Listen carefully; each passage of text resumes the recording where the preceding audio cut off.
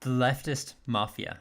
Think about it as an inverted Mensa club. You might think it's the cringe name of a Fortnite clan created by a bunch of stupid children. But no, seemingly it was created by a bunch of stupid adults with prestigious names of leftist pundits like Lance of the Surf Times or Matt Binder, the #1 Cuties fan. This cadre of left-wing pundits recently announced their newest member, Ariana Jasmine, so I had to check her out. Her channel is filled with biting left-wing commentary. Like this one, where she makes a face into the camera and equates subsidies with taxes for some reason. I feel smarter already. And that's it. That's the whole video. But it's me, Matt Binder, a Canadian YouTuber, Greg, and fucking Vosh, and like 2 other streamers. But I didn't know streamers were so fucking weird. Like, these people were debating for hours about which Pokemon they would fuck. I do have to wonder who that could have been. Furry, demon, monster, GF, big dick porn stuff. I didn't even know this was a conversation people have. I was pretty mortified, like, I'm not gonna lie. Debating on which Pokemon they would fuck. I was like, this is white people shit. This is absolute white people shit. Her mistake is labeling this white people stuff, when in reality it's just weirdo left-winger stuff. That's why, since she's semi-normal, she's young, and she seems like a nice person, she might grow out of this stupid left-wing progressive ideology. You're young, you're quixotic, you want to stick it to the man, but as you grow up, you get a bit of a dose of reality. Like Anna Kasparian, who's moved more towards the right. And Anna's journey is encapsulated by the proverb, a conservative is a liberal who got mugged. I'd like to quickly demonstrate how porous her principles are. She celebrated alleged vigilante murderer Luigi Mangione, claiming that he should be Time magazine's Person of the Year, and implying that bad things would happen if Luigi Mangione were to face consequences for murdering someone, which I could understand as your principle if you think someone is so bad that vigilanteism is justified or should be celebrated. But of course she wouldn't lend that same charitability to Kyle Rittenhouse. Start off with Kyle Rittenhouse. I have no interest in talking about the case or the fact that whatever the nuance is, I'm sorry. Okay, I personally believe he should have been incarcerated for what he did, and I'm just gonna leave it at that. Like, oh my god, who cares about the details and the nuance? I just feel like he's guilty. I don't know since when we started justifying a 17-year-old acting as a wannabe vigilante. Yeah, when did we start justifying vigilanteism?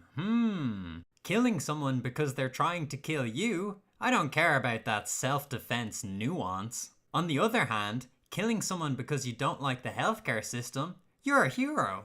This man here is Julius Jones, and in a couple of hours he might be executed. He's currently on death row, and he has been for 20 years now. Now, there's people on both sides that believe he's guilty and believe that he's not guilty.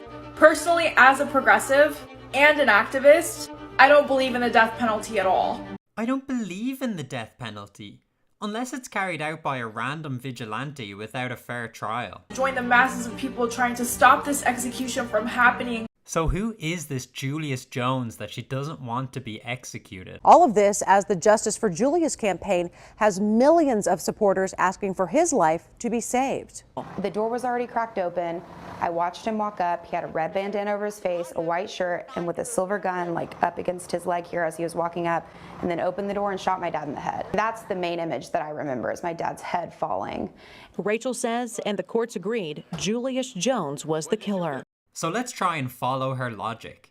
You don't believe in executing someone who killed a father in front of his daughter and was found guilty after a fair trial. But you celebrate a vigilante for killing someone without a fair trial. But you also condone vigilantes like Kyle Rittenhouse for killing someone in self-defense. I want to see the mental gymnastics she'd have to go through to justify and dovetail those beliefs. which to me seems like a new. This woman literally has a ring and a Christian symbol in her handle. Listen, if you are a person who is religious and you tend to have more conservative views, fine. That's your prerogative. Just don't push that shit on me. It's that simple. Yeah, don't push your ideology on me with those crazy religious symbols. The left would never do that. It's not like huge tech companies like Twitter were banning people for misgendering or saying crazy statements like only females get cervical cancer. It's not like you'd get arrested for causing anxiety by retweeting a meme. No, they'd never push an ideology on us. Even though there's tons more cases, like Disney having to remove ladies and gentlemen, boys and girls from their greeting shows. Twitter suspended Babylon Bee for naming Rachel Levine, a trans woman, Man of the Year. At Harvard University, using the wrong pronouns qualified as abuse and perpetuating violence on campus. California enacted a law that forced nursing home workers to use transgender pronouns. And 44% of millennials indeed want to force their ideology on other people, making it illegal to misgender people. Or in Norway, where a filmmaker was facing up to 3 years in prison for saying men cannot be lesbians. That sounds pretty forceful. It's just as simple as that. If you don't want to be called a person who is pregnant, then correct. If someone comes up to you and calls you a pregnant person, which I know damn well doesn't happen randomly, okay, but if it does happen, then you correct that person, say, I'm sorry, I would like to be referred to as a pregnant woman. So my question is, when a majority of the population believes that your gender is determined by your sex assigned at birth, why is this ideology being forced on the majority of the population through tech censorship, through law? Why are British science journals calling women bodies with vaginas? Why are Royal Dahl books being rewritten to make Oompa Loompas gender neutral? I'm sure we're going to hear this Ariana Jasmine woman protest about this ideology being forced on us. Italy's beauty pageant organizer just recently said that only biological women are allowed to compete. Okay, so a woman is organizing a pageant to celebrate the beauty of biological women. You wouldn't have a problem with that. You wouldn't force your ideology on her, would you? She said that all contestants must be women from birth. Trans men were biologically assigned female at birth. That's why more than 100 of them decided to join in protest and solidarity. I absolutely love that they are fighting for their rights and they are pushing back against transphobic rhetoric and Miss Italia's. Wait, I thought we weren't forcing beliefs on anybody. Why are you protesting and pushing back? Why is this transphobic rhetoric? The organizer of this pageant doesn't believe that trans women are women. So why are you forcing your beliefs on her? Just let her have her pageant. I love the way she calls it a right. You have a right to be in a beauty pageant for females. Trans women. Because technically speaking, they are biologically female. I love the air quotes. Biologically female? What does that mean? You want to organize your pageant based on biology? Something tangible that we can measure? No, you have to organize it based on my ideology. Stop forcing your beliefs onto me. But it's not just beauty pageant organizers, it's doctors as well. You're gonna do it as a doctor because your duty is to make every single person that walks into your office feel comfortable.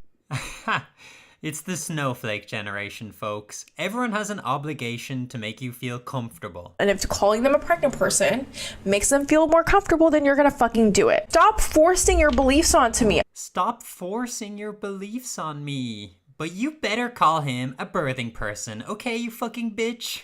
As a doctor who's concerned with biology, how dare you call them by their biology, even though technically speaking, they are biologically female. Even though it's true, you can't say it because it might make people uncomfortable. We're not forcing any ideology on you.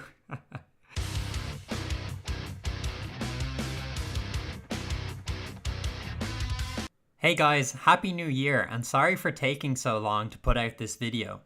Things were quite chaotic over Christmas and I didn't really have a lot of time. I'm hoping big things will happen this year.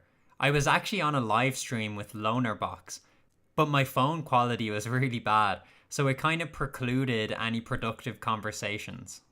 But I'm hoping to jump back on very soon, using a proper microphone like I am now.